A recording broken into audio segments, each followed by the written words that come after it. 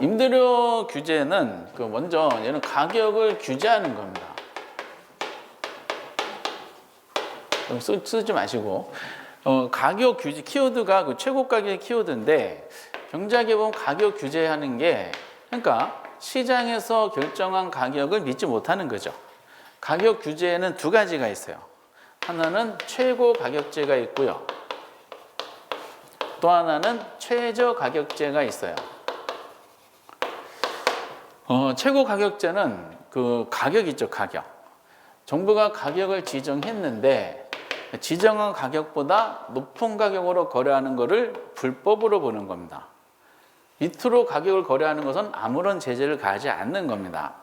그러니까 거래할 수 있는 상한선을 지정한 거야. 그래서 임대료 규정 최고 가격제를 상한제다라고 표현하기도 합니다. 그래서 분양가 규제를 법률상 명칭 분양가 상한제를 한 이유예요. 최저 가격제는 가격을 정부가 지정하면은 정부가 지정한 가격보다 낮은 가격으로 거래되는 것은 불법이 되는 거야. 대신에 이거보다 높은 가격을 거래하는 것은 아무런 제재를 가하지 않는 겁니다. 그러니까 거래할 수 있는 하한선을 지정한 거죠. 낮은 거 안 되는 거니까. 그래서 최저 가격제를 하한제다라고 얘기합니다. 그러면 최고 가격제하고 최저 가격제를 시행하는 정부의 목적은 달라요. 최고 가격제는 주로 해당 시장에서 소비자를 보호하는 정책이고요. 최저 가격제는 해당 시장에서 생산자를 보호하는 정책이 됩니다. 그러면은 우리나라에서 생산자 보호하는 최저 가격제를 시행하고 있을까 안 하고 있을까?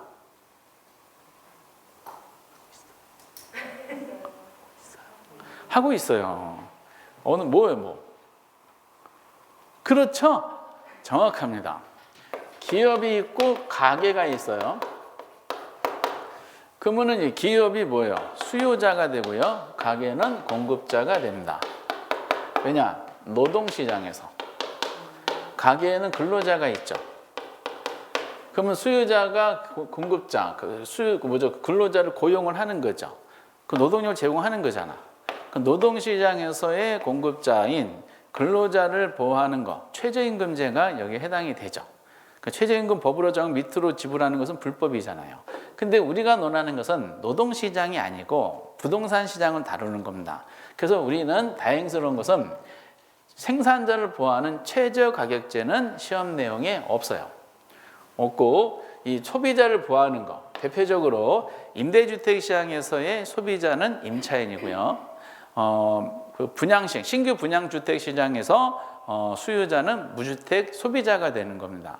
그래서 이제 우리는 신규 분양 시장하고 그리고 이제 임대주택 시장에서의 소비자인 그 소비자를 보호하기 위한 최고 가격제만 시험에 나오는 거지. 그래서 아까 시장 균형 임대료보다 낮은 가격으로 최고 가격을 설정 이렇게 나와 있습니다. 어쨌든 최고 가격제 중에서 가격 규제 중에서 최고 가격제. 아직은 중개사 시험 실제 시험에서는 임대료 규제할 때 최고 가격제를 최저 가격제라고 표현한 적이 한 번도 없어요. 근데 모의고사 같은 데는 나오는 걸 제가 본 적이 있으니까 기억하시고, 그러니까 이제 이거는 생산자 보호하는 거죠. 생산자가 임대주택의 생산자가 누구야? 임차인이야. 그러니까 이건 임차인을 보호하는 겁니다. 임차인을 보호하는 거기 때문에 어떤 학문적인 이념이 효율성과 형평성이 있으면 이거 약자 배려죠. 약자 배려니까 형평성 강조일까 아니면 형평성 강조일까? 그 형평성 강조입니다. 그러니까 임대료 규정책은 효율성은 포기한 거예요. 효율성을 포기하고 분배 논리인 형평성을 강조하기 위한 정부의 개입이다라고 해석하시면 되실 것 같아요. 최고액제, 임차자 보호 이런 식으로 하면 됩니다. 그런데 이제 우리가 여기부터 조금 어렵지만 기초를 다지기 위해서 임대료 규정책을 시행하는 목적은 여러 가지가 있을 수 있어요. 물가 안정도 있을 수 있겠지만은 우리 시험과 연관돼 가지고 요거는 소득을 재분배하고자 하는 게 목적이야. 그럼 소득 재분배잖아요. 소득의 분배 있죠? 소득을 분배하는 것은 누가 해줘요?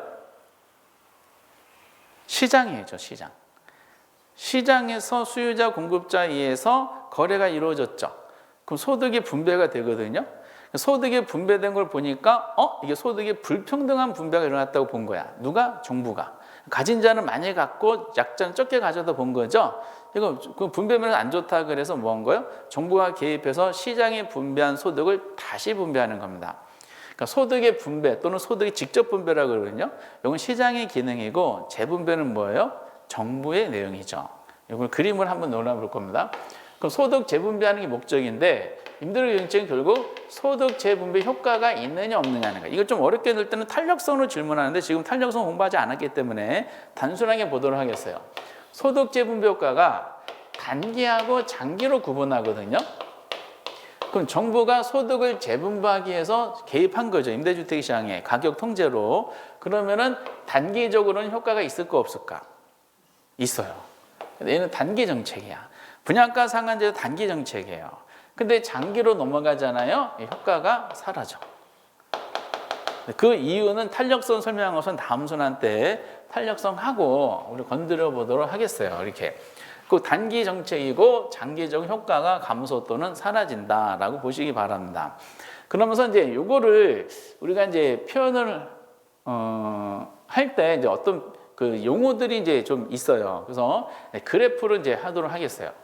논점 삼을 때 그럼 결과적으로 이제 효과에 대한 설명인데 당연히 장기 효과에 대한 설명이에요.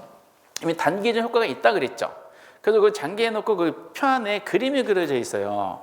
그 표 그림 옆에 이제 보기가 다다다다 명시가 돼 있죠.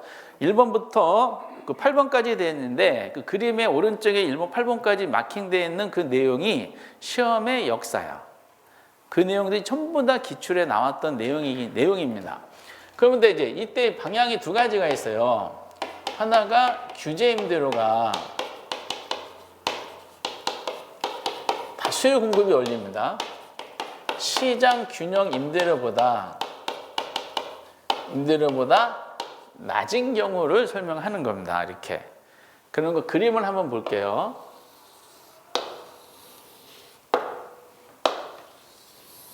이게 임대주택 시장이에요.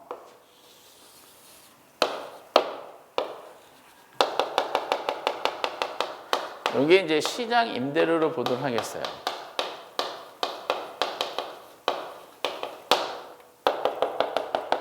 시장 균형 거래량이 이렇게 됩니다. 이렇게. 그러면은 이 합의점이 균형이라 그랬죠. 그럼 균형이 일어났다는 것은 이 균형 상태에서 소비자하고 공급자가 어떤 이득을 얻기 때문에 균형 상태가 이루어진 거야. 그럼 소비자가 향유하는 이익의 크기하고 공급자가 향유하는 이익의 크기를 이 그래프상으로 우리가 확인할 수 있을 거예요? 없을까요? 있어. 어떻게 이제 확인하냐? 여기 보면 여기 왜 삼각형이 있죠? 삼각형 영역을 여러분 이 지문을 아셔야 돼요. 이거를 소비자 잉여라 그럽니다. 그러니까 소비자가 거래를 통해 향유하는 이익이다 보시면 돼. 소비자 잉여가 무슨 뜻인지는 여태까지 개념을 질문한 적 없고 당연히 안다는 가정하에 소비자 잉여가 증가한다, 감소한다 이렇게만 표현을 합니다. 그럼 이 면적을 생각하시면 돼. 그리고 여기 일부러 삼각형으로 구성해 드렸는데 원점을 지나게 했으니까 삼각형이 있죠. 이걸 뭐라 그래요? 이 영역을 생산자 잉여라 그럽니다. 생산자가 향유한 이익의 크기가 돼. 그럼 시장 기능에 맡기면은 이 균형 상태에서 이만큼 거래가 이루어지다 보면은 소비자들이 이만큼 이익, 생산 이만큼 이익 합쳐서 전체 총 잉여를 창출해요. 이 전체 총 잉여를 창출하기 위해서 많은 자원을 지출해서 이렇게 잉여를 얻게 된 겁니다. 근데 시장에 맡겼던 그 소비자 잉여, 생산자 잉여를 봤더니 누가 더 많이 가져간다고 본 거예요? 생산자, 임대인 있죠? 생산자 잉여가 더 크다고 본 거예요. 그러니까 소비자 잉여는 작고 생산이 크다고 본 거니까 소득이 뭐죠? 불평등한 분배가 이루어졌다고 본 거죠. 그러니까 정부가 개입해서 이 잉여에 대한 부분을 다시 분배하자는 소득 재분배가 임대료 규정책의 목적이 됩니다. 여러분들 이게 소비자 잉여고 이게 생산자 잉여라는 게 이해가 되세요? 이해가 되시죠? 정확하게 이해가 되셨어요. 야, 굉장하시네요. 그래서 한번 이제 예를 들어 볼게요. X제가 거래되는 시장이라고 한번 가정해 볼게요. 균형 상태 가격이 100원이다라고 보도록 하겠어요. 100원에서 균형 거래량이 10개야. 그렇죠? 이게 소비자 잉여, 생산자 잉여라 그랬죠? 그럼 이 그래프에 대한 해석을 잘 한번 보세요. 이게 수요 곡선이죠. 수요 곡선은 수많은 소비자들의 행동의 집합체거든요. 수많은 이제 가격에 대한 대응하는 수요량을 다 연결한 선이에요. 그럼 수요 쭉 그리다 보면 이게 가격축인데 가격축하고 접하는 절편 여기가 딱 생겼죠. 여기가 이제 가격이 100원보다 높아요, 낮아요? 높죠. 1,000원이라고 한번 해볼게요. 요거를 갑돌이라고 보시기 바랍니다. 갑돌이는 X제를 구매하기 위해서 시장에 참여했죠. 그럼 갑돌이는 얼마까지 지불할 용의가 있었던 거야? 그쵸. 소비자 잉여란 말은 소비자의 지불 용의액과 실제로 지불해야 될 금액의 차이를 소비자 잉여라 그래. 경제학적인 공식은. 그러니까 이 사람은 1,000원까지 지불할 용의가 있는 상태에서 X제를 구매하기 위해서 시장에 진입을 했죠. 시장에 진입했더니 뭐요? 얼마 구매를 해? 100원에 구매한 거지. 그러면 이 사람은 이 집 현재 시장가가 싸게 느껴져? 비싸게 느껴져? 사, 안 사? 사죠. 이 사람 갑돌이는 900원의 이익을 얻었구나라고 생각하면서 기꺼이 X제를 구매합니다. 여기 500원이라고 생각한 을순이가 있겠죠. 을순이도 똑같은 논리야. 이 사람은 X제를 구매하기 위해서 500원까지 지출할 용의가 있었던 금액이에요. 그래서 얼마 주고 실제로 구매 가능해? 100원.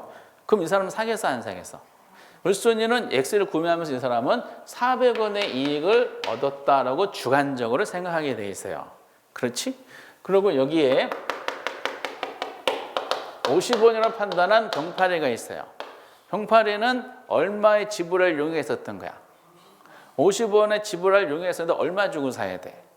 100원 주고 사야 되니까 이 사람은 X를 구매하면 주관적으로 얼마만큼? 50원만큼 손실이 발생할 걸 생각하겠지. 사야 안 사요? 안 사는 거야. 그럼 X제 구매하는 소비자들의 행태는 균형가를 중심으로 이 영역에 해당되는 소비자들만 기꺼이 X제를 구매하겠지. 그럼 이 행동을 소비자 행동을 전부 다 합한 거. 그래서 이 영역이 뭐가 돼요? 소비자 잉여가 되는 겁니다. X를 구매하는 사람들의 주관적인 만족감이야. 그럼 이게 왜 생산자 잉여냐? 공급자들은 물건을 만들어 팔아야 되는 거죠. 얼마에 팔어? 100원에 몇 개를 팔어? 10개. 그러면은 100원과 10개, 사각형 면적이 생겼죠. 100원에 10개를 파니까 총 수익이 발생했죠. 총 수익이 얼마야? 1,000원이 발생했잖아. 근데 소비자들은 소득을 지출만 하면은 물건을 살 수 있잖아요. 생산자들은 그 물건을 만들어서 팔아야 되겠죠. 뭐가 발생해? 원가가 발생하잖아. 그치? 이거는 가격이야. 가격을 판매 양으로 한 거니까 전체 총수입이죠. 그러면 이 제품을 내다 팔 원가가 발생하는데 이 영역이 있죠. 여기가 생산 비용 부분이에요. 그러면 생산 총 비용이 만약에 700원이 발생했다. 그럼 순수익이 있죠. 300원이 되는 거예요. 전체 수입의 요 비용을 제외한 나머지 요것이 생산자 입장에서는 이익이 되는 겁니다. 그런 그래프적인 해석이에요. 요거를 그대로 옮겨놓으면 여기 결국 임대주택 시장 임차자가 향유한 이익이고, 요 임대료로 이제 임대한 요거는 임대인이 향유한 이익이 되는 거죠. 근데 정부가 보기에 이 생산자 잉여가 크다고 판단했기 때문에 이렇게 하면 안 되겠다 그래가지고 요 균형가보다 낮게 규제한 겁니다. 그래서 임대료가 만약에 100만 원인데 100만 원 너무 비싸다는 거야. 비싸다는 거니까 얼마에 정부가 개입해서 임대는 협박한 거죠. 얼마에 받아라?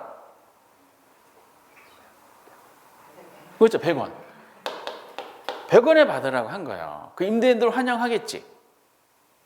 이때 100원의 규제가를 설정할 때 이게 임대인과 협상에 의한 걸까? 아니면 강제로 한 걸까? 강제로 하는 거야. 협상이 안 이루어지지. 임대인 입장에서는 본인의 수익을 이제 저해한 요소니까 협의를 안 이루어지겠죠. 강제로 하는 거야. 그래서 직접적 개입 방법이 되는 거죠. 그러면 강제로 했어요. 그러면 단기적 효과가 있다 그랬죠. 단기적으로는 임대인들이 정부 정책 시행한 것에 대해서 대처할 시간적 여유가 없잖아. 그러면 이거 만약 100원 했다. 그러면 100만 원과 100원 차이만큼 있죠. 생산자 잉여를 정부가 뺏은 거야. 빼서 누구한테 준 거야? 소비자에 나눠준 거지. 그러면 생산자 잉여가 없어지지. 없어지면서 뭘로 바뀌어? 소비자 잉여로 바뀌었죠. 대신에 이 부분이 뭐가 돼요? 생산자 잉여가 되는 겁니다. 그러면 이 부분에 대해서 뺏어서 소비에 나눠줬기 때문에 소비자 잉여는 커졌고 생산자는 줄어들었기 때문에 소득이 다시 재분배됐지. 이걸 정부의 기능이고 임대료 규제가 소득 재분배 효과가 있는 겁니다. 이렇게. 이거는 단기야. 이제부터 주로 나오는 장기를 한번 볼게요. 보기에 있는 내용인데 그 임대인 입장에서 한번 보도록 하겠어요. 그럼 임대인 입장에서는 수익이 저하됐죠. 좋아요? 싫어요? 싫어요. 그러면 투자. 이제 표현하는 것. 투자가 기피될까? 촉진될까? 당연히 기피되겠지. 임대사업의 수익성이 저하됐기 때문에 임대사업하기 위한 투자 자금이 모집이 안 되겠죠. 수익성이 저하됐기 때문에 투자 기피. 그리고 관리 임대인들 제대로 할까요? 안 할까요? 제대로 안 하겠지. 관리 소홀. 그 임대하는 임대주택의 질은 어떻게 될까? 이거 참 자주 하는 질이 향상일까? 저하일까? 저하가 되겠죠. 제값을 못 받으니까 저하가 되는 거야. 이게 또 시장이 왜 문제가 되냐면은 이게 공급에 심각한 문제를 미쳐요. 공급은 증가할까요? 감소할까요? 공급이 감소하겠지. 수익성이 저하되기 때문에 나는 임대사업 안 해. 임대주택이 공급이 안 되는 거야. 민간 임대주택. 그럼 공급이 감소가 돼요. 장기적인 효과예요. 공급이 감소되는 건 두 가지가 있어요. 투자를 안 하기 때문에 신규가 공급이 안 돼요. 그리고 기존에 임대하던 주택 있죠? 다른 용도로 전환합니다. 이제 임대사업 안 하고 이제 팔아버리는 거죠. 그렇기 때문에 새로운 거 안 들어온 거 기존 거 빠져나가니까 전체적으로 공급이 줄어들어요. 여기서 이제 그래프적인 마인드. 공급이 줄어들었죠. 요거는 공급량이 변할 것 같아요? 공급에 변할 것 같아요?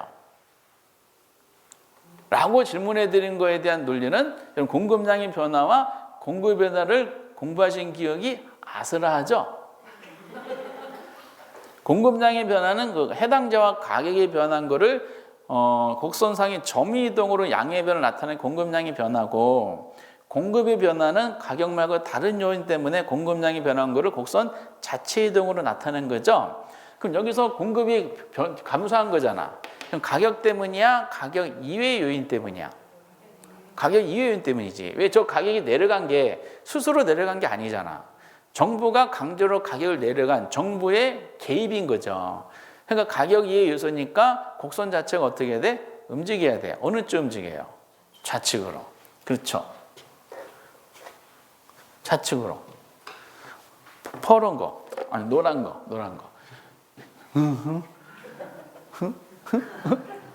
공급이 이렇게 줄어들어요. 이것도 참 많이 나왔죠. 공급이 감소되는데 자꾸 공급이 증가된다고 표현을 하죠. 그래프로 하면 이걸 공부할 거 하나도 없어요. 공급이 이제 감소해 좌측으로 이렇게 이동을 시켰잖아. 근데 자꾸 공급이 증가된다. 공급이 촉진된다. 이렇게 거꾸로 설명해요. 여기까지 표현해도 오답 나올 때 질이 저하되잖아. 질 향상이라 한다든지 투자 기피인데 투자가 촉진을 한다든지 신기하게 관리 소홀의 반대는 아직까지 안 나왔어. 소홀의 반대말을 아직까지 못 찾았나 봐. 관리가 대홀? 좀 이상하죠? 이상하게 이건 한 번도 반대가 안 나오고 맨날 투자 촉진, 질 향상 이렇게 하고요. 당연히 공급 감소인데 공급 증가로 한다든지 공급이 감소되면은 여기 새로운 균형점이 생겼죠. 새로운 균형점에 의한 새로운 가격이 형성이 되잖아요. 그렇죠? 근데 이 균형가를 한번 보세요. 아까 전에 우리가 이것이 뭐였냐면은 최고 가격이야. 최고 가격은 상한제잖아. 그럼 가격을 통제하면 시간이 지나면 어떤 현상이 또 발생하냐면은 수요는 점점 늘죠. 그렇죠? 가격이 내려간 걸 정부가 강제로 내렸으니까 수요량은 이만큼이 돼요. 근데 가격이 내려간 인식하니까 아까 공급이 준다 그랬죠? 공급량이 점점 여기까지 줄어들어요.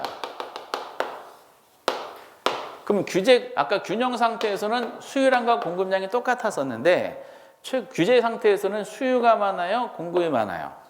그래서 교재 1번에 나오는 이거를 초과 수요 현상이 발생하는 겁니다. 이 초과 수요 현상이 자꾸 초과 공급으로 내요. 그리고 조금 더 어렵게 낼 때 초과 수요가 단기가 더 클까요? 장기가 더 클까요? 장기가 더 크지. 왜? 가격을 내려간 바로 그 단기 시점에서 아직 충격을 받은 상태이기 때문에 수요와 공급이 움직이지 못해요. 시간이 지나면 그 소비자 공급자에 대체하잖아. 수요량은 늘고 공급량은 줄면서 장기적으로 차이가 점점 벌어지게 됩니다. 장기가 더 커지더라. 근데 이게 최고 가격제라 그래서 가격을 지정했을 때 위로는 불법이라 그랬죠. 근데 하다 보니까 정부가 규제한 가격보다 높은 가격 형성이 돼 있잖아. 이거를 임대인들이 공식적으로 받을 수 있을까 못 받을까? 공식적으로 못 받겠죠. 그러니까 이거는 은밀한 시장이 형성될 거예요. 이거를 암시장 임대료라 그럽니다. 그래서 실제 시험은 암시장 임대료라고 해서 직접적으로 표현한 적은 없어요. 다만 이렇게 표현했어요. 균형보다 낮은 가격으로 규제할 때는 음성적 거래가 발생할 우려가 있다. 그렇죠? 임차인의 주거비 부담이 오히려 가중될 우려가 있다. 그렇죠? 이거 암시장 임대료야. 그러다 보니까 임대주택이 어떤 일이 발생했냐? 세무서에 신고하는 공식적인 법적 규제 임대료하고 임대인들이 은밀하게 받는 암시장 임대료라는 두 가지 가격이 공존하는 거야. 그래서 이거를 뭐라고 표현했냐? 이중가격으로 표현했어요. 다만 이걸 정부가 의도한 것이 아니기 때문에 이중가격이 발생할 우려가 있다. 거기 표현이 돼 있죠. 그러면은 이것이 암시장 임대료하고 암시장 임대료하고 여기 잘못했다. 이씨 이렇게 해야겠다. 이거부터 그려놓고 잡았어야 되는데 어째 이렇게 됐어요. 이렇게 원래는 이렇게 돼야 되는데 이렇게 해야겠다. 죄송합니다. 그래야지 모양이 예쁘지. 그럼 법적인 규제 임대료랑 암시장 임대료 있죠. 요 차이가 사각형 면적이 생겼어요. 요거를 이제 뭐라 그러냐? 요거를 암시장 이익이라 그럽니다. 사채시장에서도 이 암시장 이익이 되게 커요. 암시장 이익은 세금을 낼까 안 낼까? 안 내지.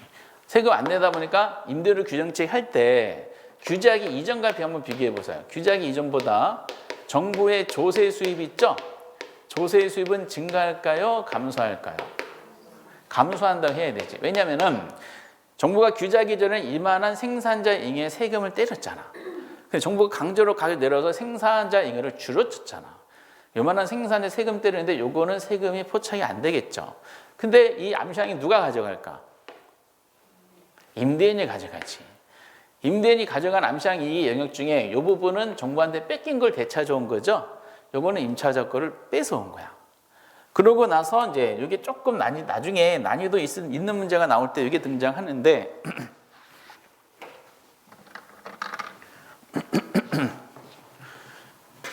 요 삼각형 영역이 생겼어요. 삼각형 중에서 이 부분은 원래 규제하기 전에 소비자 영역이었었고 생산자 영역이었었잖아요. 요것을 요 영역을 뭐라 그러냐? 사회적 비용이라 그럽니다.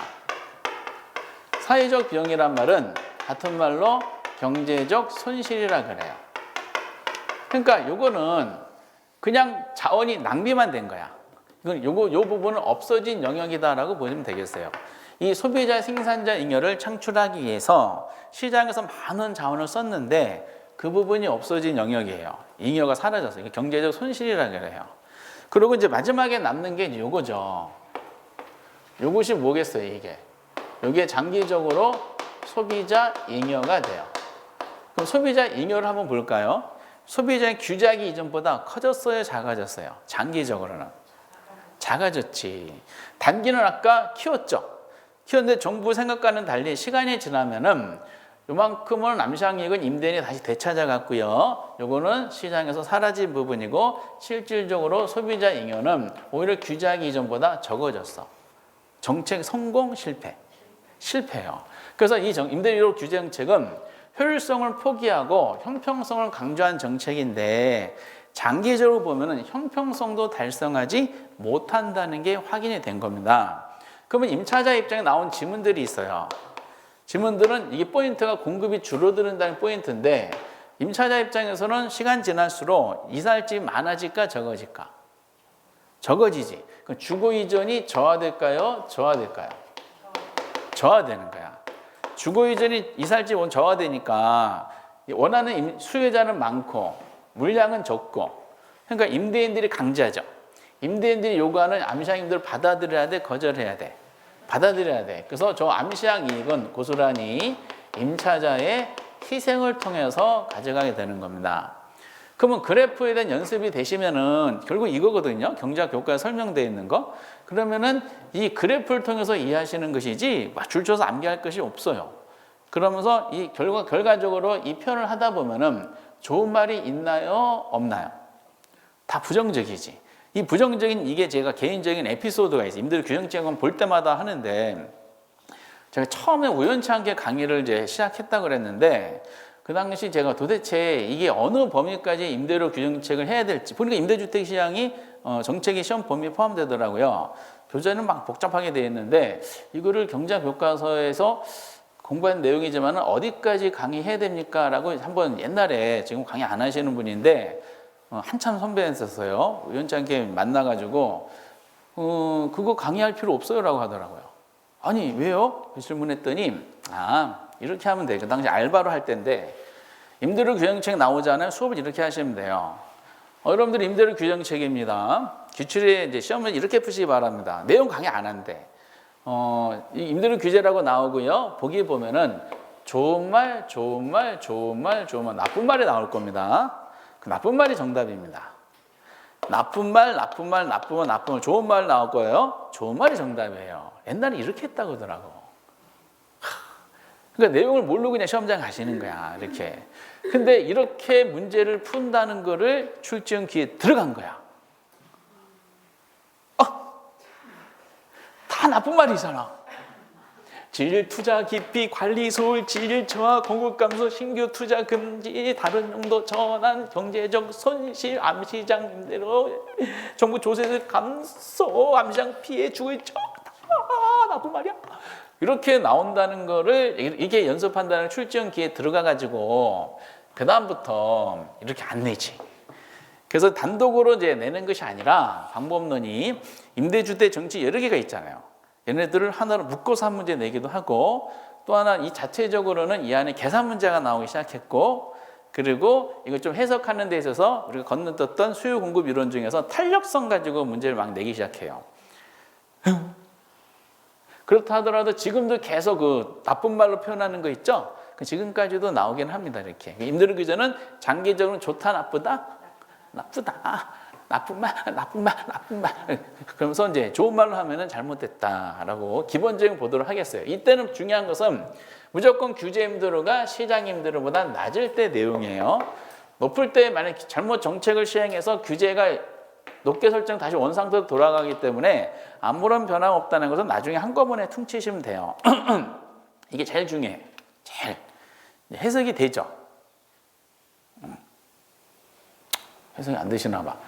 근데 이것만 이제 일방적으로 내기가 좀 어려워요. 그래서 오른쪽에 103페이지 보면은 임대료 이제 보조 정책이 있어요.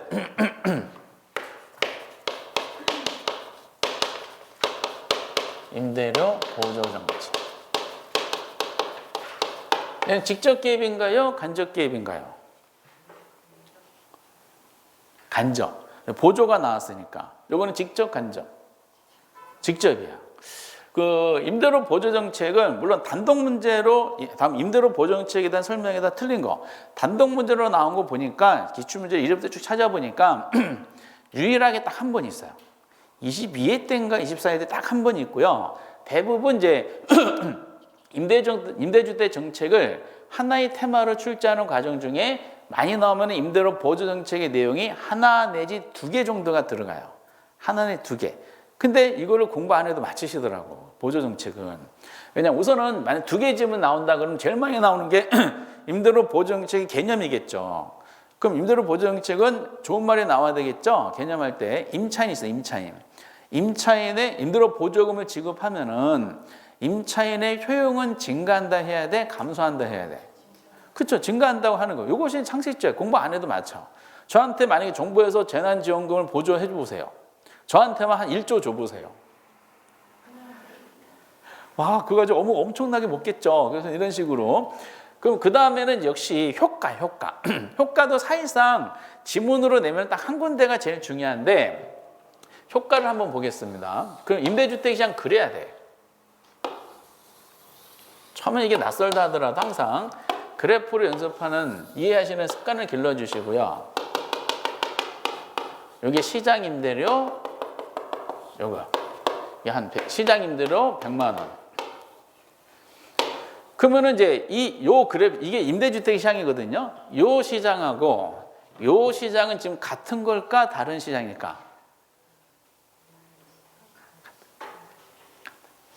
같은 민간 임대주택 시장이에요. 근데 민간 임대주택 시장에 임대료 규제 정책을 시행하다 보면은 장기적으로 이런 모양이 나타나는 거예요. 강제로 각 내렸을 때. 근데 학자들이 보기에 임대료 규제 정책의 가장 심각한 문제점이 뭐냐? 자원이 낭비되는 거예요. 즉, 요 빨간색 영역이 있죠? 경제적 손실이 발생하는 게 심각한 문제예요.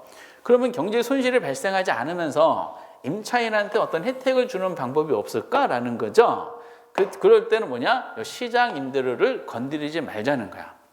건드리면 분명히 부작용 생기니까.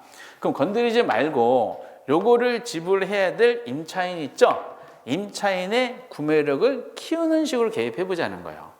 대신에 임대주택 시장이 이제 2가지가 이렇게 돼 있어요. 방향이 2가지입니다. 먼저 여기 있죠, 이게. 공급자한테 지불하는 생산자 보조가 있어요. 이 생산자 보조는 누구한테 지원해 주는 걸까요? 공급자가 누굴까? 좀 더 구체적으로. 임대? 아니야. 이건 건설회사한테 지원해 주는 거예요. 건설회사들이 민간 임대주택을 안 지으려고 그러죠. 그럼 민간 임대주택을 신규로 건설하는 건설회사한테 생산비 같은 거를 지원해 주는 걸 말합니다. 그리고 요거 있죠, 이거. 여기다가 이게 소비자 보조야. 소비자 보조. 근데 기출은 어디까지 나왔냐면은 임대료 보조는 생산자 보조와 소비자 보조로 구분한다 까지만 나왔어. 오케이? 그러고 나서 생산자 보조는 나중에도 해보겠지만은 생산자 보조에 대한 구체적인 내용이 출제한 사례가 한 번도 없어요. 한 번도 없고 소비자 보조 중심으로만 나옵니다. 소비자 보조를 아까 개념 다음으로 많이 나오는 것이 그때 소비자한테 보조금을 지급했네? 그럼 효과를 질문을 해요. 효과를 거기에 책에 있듯이 단기와 장기로 나눠서 설명합니다. 그럼 소비자한테 보조금을 지급했어. 그러면 소비자들의 실질 소득 있죠? 실질 소득은 어떻게 될까? 돈 줬지? 실질 소득은 증가할 거 아니에요. 당연한 논리예요. 그러면은 단기적인 현상이에요. 보조금 줬으니까 소비자한테 준 거잖아. 그럼 수요가 충격을 받겠지. 그냥 소득이 변했으니까 증가했어요. 이때 물론 우리 여러분들 여기서 이 소득이 나왔을 때 소득을 구분하는 재화가 뭐하고 뭐가 있죠? 소득이 구분하는 재화가 소득남 떠오르는 물건, 재화 명칭. 1번 정상재 열등재, 2번, 3번, 4번, 5번. 몇 번이에요? 1번이지. 정상재하고 열등재잖아. 소득이 증가할 때 정상재는 같은 방향이니까 증가. 열등재는 반대 방향이니까 감소하겠죠. 그래서 임대료 보조 정책을 시행할 그 문제를 낼 때는 기본적으로 문제 타이틀을 뭐로 되어 있냐? 단 임대주택은 정상재로 보고 다른 조건은 일정을 가정 이런 조건이 붙어 문제 타이틀에. 그러니까 이걸 정상적으로 보고 풀라는 뜻이야. 그럼 소득이 늘어서는 단기적으로는 당연히 뭐가 변해? 소비자한테 지원했으니까 수요가 늘겠지. 수요가 증가하면 그 다음에 뭐가 변해요? 그럼 소비자한테 보조금에 의해서 소득이 변한 거니까 수요가 변한 거니까 그럼 수요에 충격을 주겠죠. 수요가 증가할 거 아니에요. 어느 쪽 움직여? 우측으로. 그럼 여기 새로운 임대료 형성되겠죠.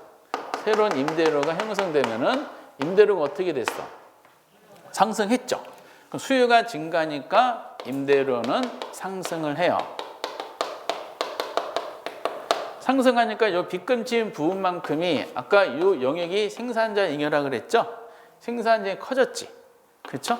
그래서 빚금침 부분만큼이 임대주택 시장에 초과 이익을 발생시켜요. 오케이? 그럼 초과 이익은 누가 가져갈까? 임차인이 가져갈까? 아니면 임대인이 가져갈까?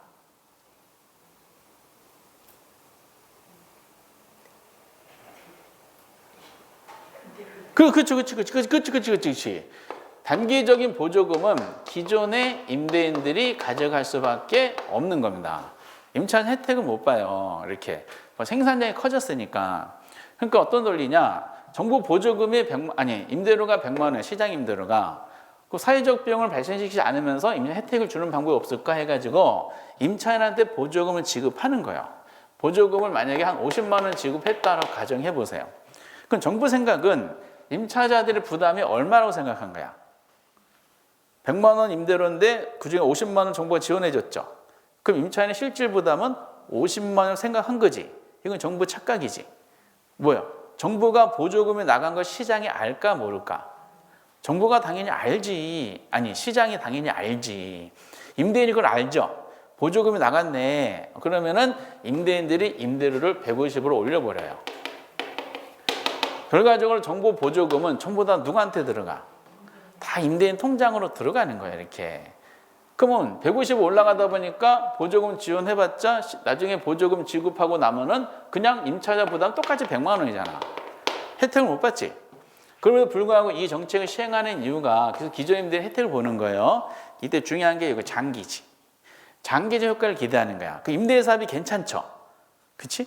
임대이 괜찮으니까 너만 하냐? 나도 하자. 그래서 새로운 임대인들이 임대주택 시장에 들어옵니다. 공급이 증가되는 거야. 그래서 여기 주로 나오는 게 장기적인 공급 증가를 여러분 별표를 쳐주세요. 장기 효과 동그라미 2번 해놓고 공급 증가라고 돼 있죠? 이 공급 증가를 공급 감소로 나왔어요. 여기 아까 개념 다음으로 나오는 것이 이 부분이다 보시면 돼. 지금 한두 개만 나온다 그러면은 공급이 늘었지. 어디까지 일어나냐? 보조 효과가 사라질 때까지. 임대료가 다시 어디로 돌아왔어? 100만 원으로 돌아왔지. 이때 이제 보조금 효과 50만 원 나타나는 거지. 시장 임대료가 150에서 다시 100만 원 하락했잖아. 그럼 보조금 50만 원 지원했으니까 임차자 부담은 이제 50만 원이 되는 겁니다. 그래서 공급이 증가되면서 시장 임대료가 하락하게 되면서 이게 나중에 임차인들이 이제 혜택을 보게 되는 과정에 대한 논리예요. 이거를 암기할 필요가 없어. 우리 수요 공급을 아직 익숙하지 않지만은 그거 그대로 이해하시면 돼. 보조금 줬네, 소득이 늘었네. 그럼 단기적으로 수요 증가. 수요 증가는 가격 상승. 가격 상승은 공급 증가. 공급 증가는 다시 가격 하락. 보조금 줬어. 단기적으로 수요 증가. 수요 증가는 가격 상승. 가격 상승했기 때문에 공급자가 대박. 장기적으로 공급이 늘어나서 같이 가격 하락했으니까 수요자가 대박. 이런 논리예요. 그러니까 너무 간단해가지고 장기 효과 요거 있죠? 요거를 꼭 알아두시 바랍니다. 그래서 임대료 규제만큼 풍부한 지문이 나오지 않다 보니까 지문 문제 좀 다양성을 만들기 위해서 거기에 임대료 보조의 유형이라고 나와 있는데 이건 다음에 한번 해보도록 하겠어요. 그렇게 뭐 지금 당장 중요한 게 아니니까 어쨌든 이런 논리고. 그리고 이제 103페이지 하단 부분 그 생산자 보조가 있죠. 생산자한테 민간 임대주택을 건설할 때 건설 자금에 대해서 지원해 주는 거야. 그러면 다만 이 거의 안 나왔는데 굳이 한다 그러면은 생산자 보조에 생산비 지원해 준 거야. 단기하고 장기로 나눴을 때 단기적인 효과는 없다고 보시면 돼. 왜? 정부가 건설자금 지원해 주자마자 바로 임대주택이 나와요? 안 나오잖아. 임대주택은 건설 과정이 필요하죠. 건설 과정. 그러니까 단기적 효과가 없고 장기적 효과가 생겨요. 생산자한테 자금을 지원해 줬기 때문에 장기적으로 공급이 증가되겠지. 공급이 증가하면 다시 임대료가 어떻게 돼요? 공급이 증가하면 임대료가 하락하겠지. 임대료 하락하면 다시 뭐가 움직여? 수요가 증가하는 겁니다. 이 과정에 대한 논리야. 그렇게 중요한 내용은 아닌데, 그럼 두 가지 정책 비교하다 보면은 생산자한테 보조금을 지원했을 때 그것이 임차자한테, 그러니까 수요자한테 가져다 주는 것은 장기적으로 가져다 줘요. 근데 소비자한테 보조금 주잖아, 즉각적으로 나타납니다. 즉각적으로 이렇게. 그러니까 이거는 참고하시고 이거 꼭 기억하시기 바랍니다.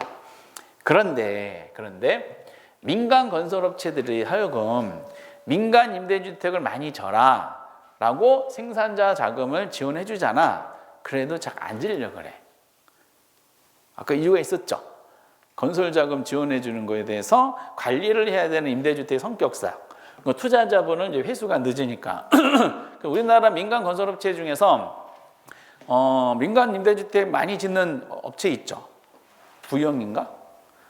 부영건설 거기 유난히 이제 임대주택 짓는 걸로 돼 있어요. 거기에 부정부패 심해요.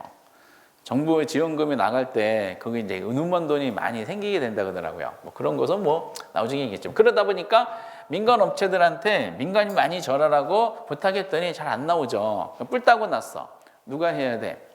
우리가 직접 짓자 이씨. 그래서 나온 것이 뭐죠? 공공 임대 주택 공급 정책이야. 공공임대주택 공급 정책을 할 때는요, 이거는 더 공부할 것이 많지가 않아요. 거기 이제 다음 페이지 공공임대주택 공급 정책 하면서 그 동그라미 1번, 2번, 3번 돼 있죠. 1, 2, 3번은 별표를 쳐놓으세요. 그거 세 가지만 사실상 요즘에 딱 나와요. 3번 바로 밑에 박스 안에 있는 것처럼 거기까지. 그 이것도 민간임대주택 시장 그래야 돼. 요거하고 요거. 이건 다 민간 임대주택 시장이죠. 100만 원이라고 가정했고 지금 세계 시장이 같은 민간 임대주택 시장이에요. 똑같은 시장이야. 근데 임대료 규제하다 보면 민간 시장에서는 이런 현상이 나타나는 것이고 임대료 보조하면은 이런 현상이 나타나는 거예요. 그럼 공공임대주택 공급정책 시행하면 민간 시장에 어떤 일이 발생할까라는 거죠. 이 공공의 취지는 뭐냐면은 이 민간 임대주택 임대료 있죠. 민간 시장 임대료. 이게 너무 비싸다는 거야. 이해되세요? 비싸다. 근데 비싼데 그럼 이거를 강제로 내리면은 저 규제잖아. 그럼 사회적 병이 생긴다는 부작용이 있어요. 그러면은 사회적 병이 생기지 않으면서 민간 임대주택 시장에 임대료를 내리는 방법이 없을까? 고민한 거지. 고민하는 과정 중에 임대인들이 있죠. 민간 임대인. 임대인들이 스스로 내리게 하면 되잖아. 그걸 어떻게 하면 될까? 스스로 내리게 하려면은 이 민간 임대주택하고 경쟁 관계에 있는 주택이 또 생기면 돼. 그게 공공임대주택입니다. 근데 이제 공공임대, 여기서 그 전제 조건이 있어요. 전제 조건이 뭐냐? 이 공공임대주택과 민간임대주택이 있죠. 질적 수준은 어떨까? 민간이 좋을까요? 공공이 좋을까요? 아니면 같을까? 여기서 민간이 좋다고 하면 안 돼. 이렇게 이해하시면 돼. 우리 영화판에 남자 주연 배우가 있을 거 아니에요. 남자 민간 주연 배우 중에서 민간 남주 원빈 고질이죠. 고질이야. 근데 이 민간 남주 배우들이 지나치게 고질이다 보니까 뭐죠? 몸값이 높아. 그래서 영화 제작의 환경이 악화됐어. 누가 나서? 정부가 나섰어. 정부가 공공 남주를 공급하는 거야. 김덕기 보니까 이 인간은 저질이야. 오케이? 그럼 고질이 거래되는 시장에 저질이 들어온다 그래서 원빈이 영향 받을까 안 받을까? 안 받아. 그러면은 민간이 좋고 고질이고 공공은 안 좋은 주택이다 그러면은 안 좋은 임대주택 아무리 공급해봤자 그 좋은 민간은 영향을 안 받습니다. 항상 전제 조건이 뭐냐면은 민간 임대주택과 공공 임대주택의 질적 수준은 같다로 가정하셔야 돼. 이건 가정이야, 가정. 현실은 또 그렇게 생각하시면 안 돼.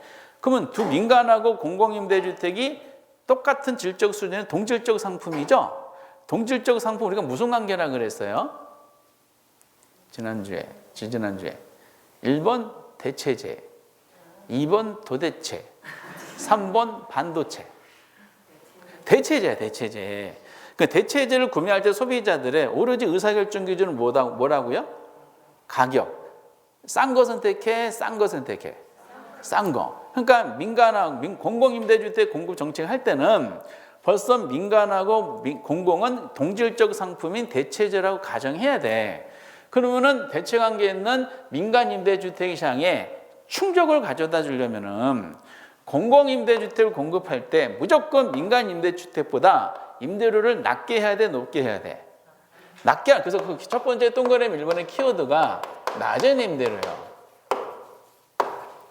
낮은 임대료 수준을 갖춘 임대주택을 정부가 직접 공급하는 겁니다. 때문에 직접 기획 방법이야, 간접 기획 방법이야? 직접 기획 방법이 되는 거지. 낮은 임대료입니다. 무조건 민간보다 낮아야 돼. 근데 질은 같아야 돼. 그리고 동그라미 1번에 수요 가격 따라 커진다. 이거는 지금 공부하지 않았기 때문에 그 체크만 우선 별표만 쳐주시고요. 동그라미 2번. 3번이 요즘에 나오죠. 공공임대주택을 공급하면은 소득 재분배 효과를 기대할 수가 있을까요? 없을까요? 기대할 수가 있다는 거야. 이게 이제 몇 번 나오고 있어요. 공공의 공급은 소득 재분배를 기대할 수가 있다. 야, 근데 올해 4월 달에 봤던 감정평가사 시험에도 부동산학 기준이 있거든요. 야, 거기는 진짜 말장난 심각하게 했더라고. 이 우리 시험에도 나왔고요. 평가사 시험에도 나왔어. 공공의 공급 무슨 효과를 기대할 수 있다? 소득 재분배를 기대할 수 있다는. 정부가 공공임대주택 정책을 개입을 해봤더니 시장에 분배한 수를 다시 분배한다는 논리죠. 이거 어떻게 오답을 했느냐? 야, 나 그런 장난치는지 좀 처음 알았어. 여기다 소득의 직접 분배라고 했더라고. 직접 분배가 아니라 뭐라고요? 재분배 효과를 기대할. 동그라미 3번이야. 그럼 이거를 이해해 주셔야 되잖아. 그 이해를 하시면은 역시 수요 공급의 원리로 접근하면은 하나도 어렵지가 않습니다. 하나씩 짚어볼게요. 간단해. 공공이 공급됐어요. 민간의 임대주택에 충격을 받겠지. 민간 시장에서는 무슨 일이 발생할까요? 이게 100만 원이야. 공공을 들어왔어. 낮은 임대료야. 질은 같아. 얼마짜리? 응? 아니 100원짜리라니까? 100원짜리. 근데 그동안 민간 쪽에서 임차자들은 그동안에 임대인한테 얼마 지불했었어요? 100만 원 지불했잖아. 그치? 근데 옆에다가 지금 뭐가 얼마짜리가 나왔어? 동질적 상품에도 100원짜리가 나왔잖아. 그럼 민간 쪽에서 이쪽으로 갈아타야 돼, 안 갈아타야 돼?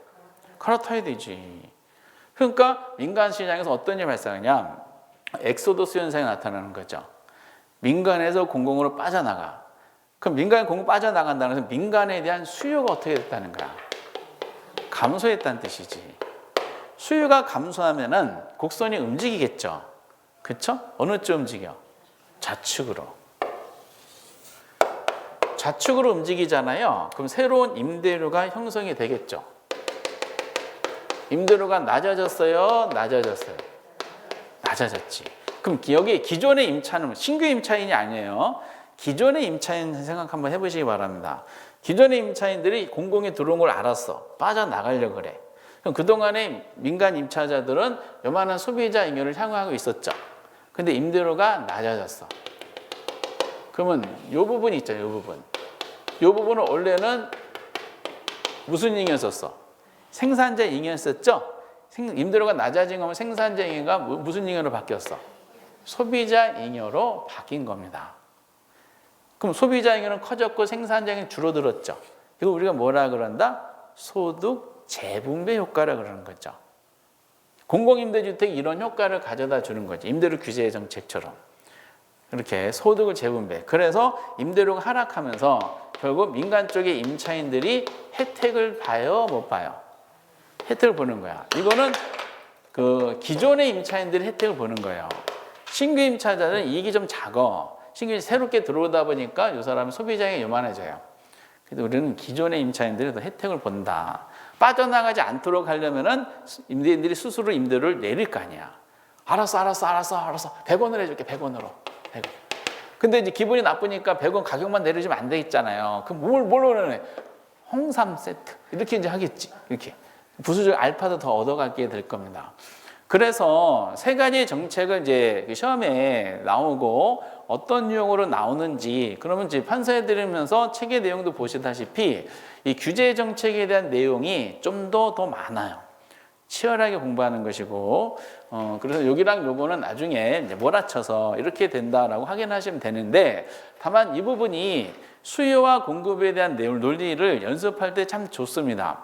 동일한 임대주택 시장에 민간 임대주택 시장에 세 가지 정책을 시행하다 보니까 시장의 모습이 이렇게 다르다는 게 확인이 됐어요.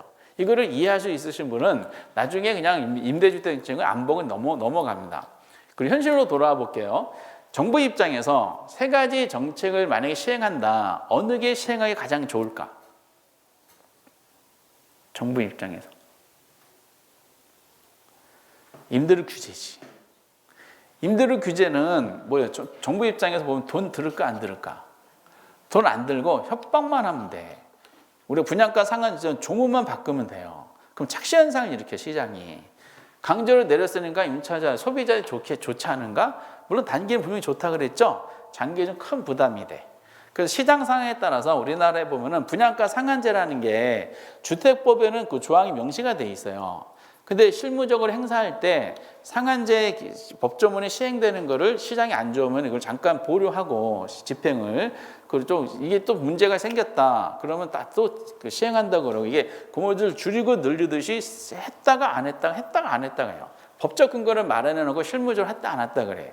분양가 상한제가 계속 좋다 그러면은 이거 계속 시행하겠지. 지금 보셔도 안 좋고요. 정부 입장에서 가장 하기가 부담되는 게 뭘까요?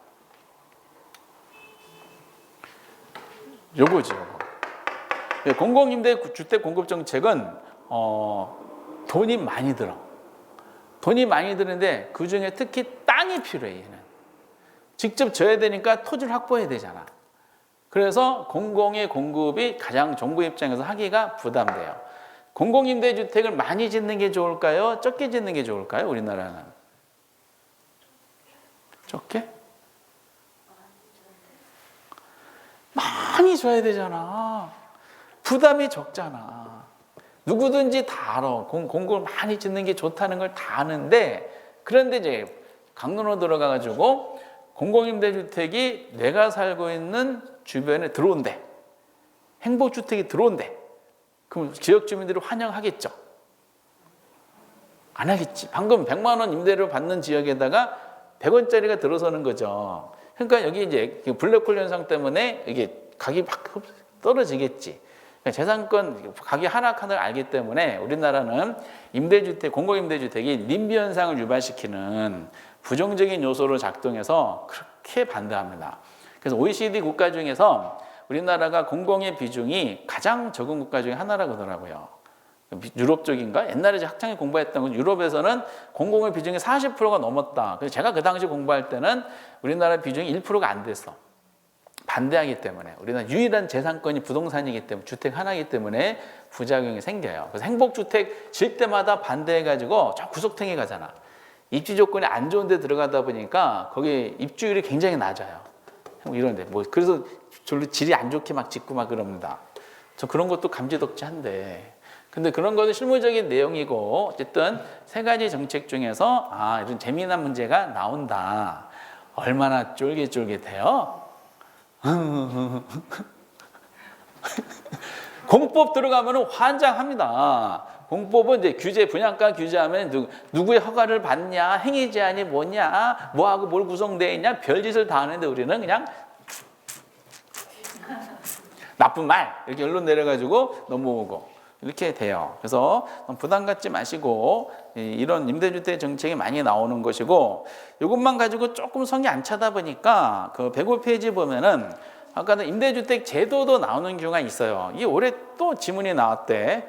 근데 너무 쉽게 나와가지고 거기 임대주택 제도 간단해 보시면 돼. 그 민간 임대주택이라는 우리나라 특별법이 있어요. 그 이제 구체적인 것보다는 거기 박스 안에 민간 임대주택 종류가 있죠. 종류가 있어요. 종류가 몇 개 있어? 2개 있어, 2개. 작년까지 3개 공부했는데 하나가 줄었죠. 그리고 간단해. 잘 보세요. 위에 있는 건 나중에 보시고 법률에 규정된 민간 임대 종류야 공공 지원 뭐가 붙어 있어? 민간 임대 주택이 있어. 몇 년 이상? 10년이에요. 그리고 장기 일반 민간 임대 주택이 있어. 임차 조건이 달라요. 이거 몇 년 이상? 이것도 10년이 다 몇 년 꼭 기억하셔야 돼? 10년이야. 그런데 이제 올해 황당하게 나왔어. 그 다음 밑에 보세요. 우리가 또 공공주택 특별법령상에 공공임대주 종류가 8개가 있어. 근데 이게 작년에 단도로 나왔어. 공공임대주택 종류에 해당되지 않는 걸 물어봐서 1, 2, 3, 4, 5번으로 개념에 나왔거든요. 근데 거기 8개가 있는데 다 암기할 필요는 없어요. 거기 공공임대주택 종류 중에 법률에 규정된 거예요. 그러면 거기 종류 중에 영구임대주택 있죠. 영구임대주택 몇 년? 50년 이상이야. 대상자가 있겠죠. 그리고 국민임대주택 있어. 몇 년?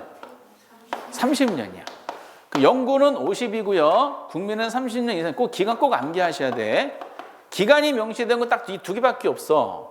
그리고 이제 작년에 정답이 나왔던 것이 그 다음에 3번에 행복주택이 있어. 행복주택은 임차인이 독특하죠. 대학생, 사회초년생, 신혼부부야. 근데 중요한 단어가 있어야 돼. 왜?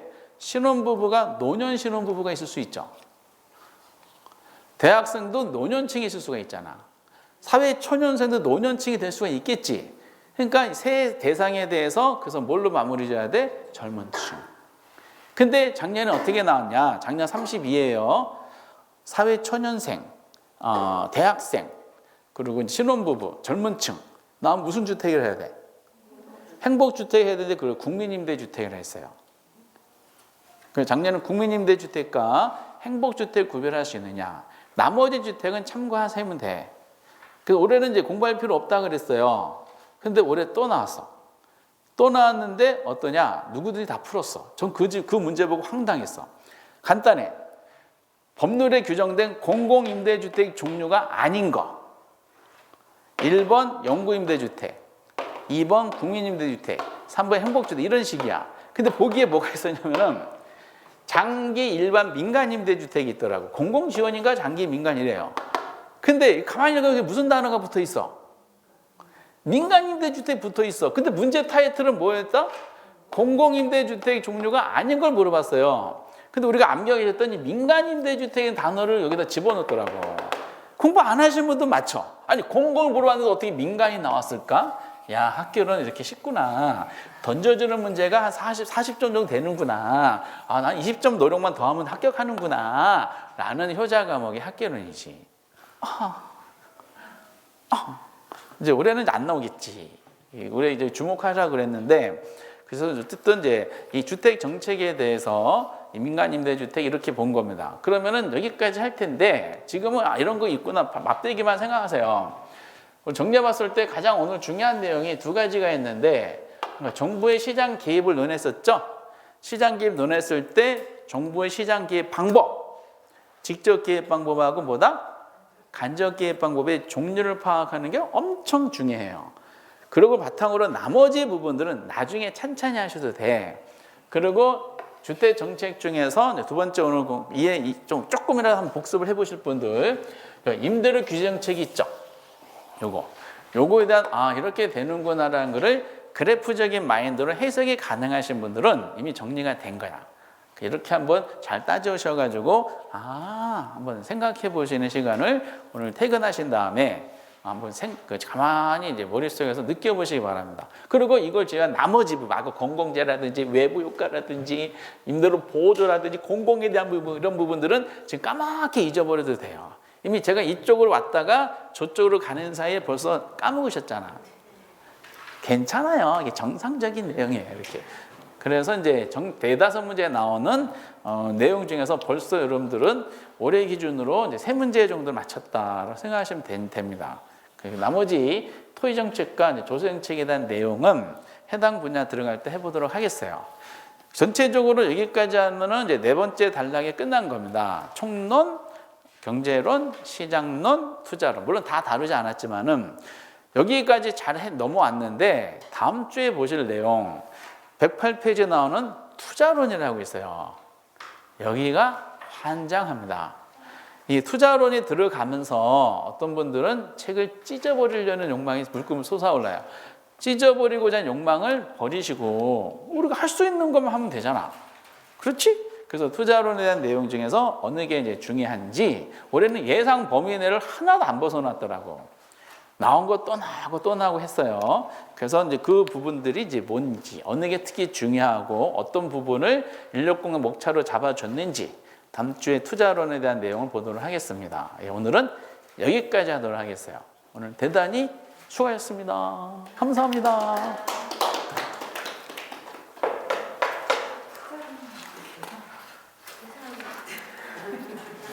계산?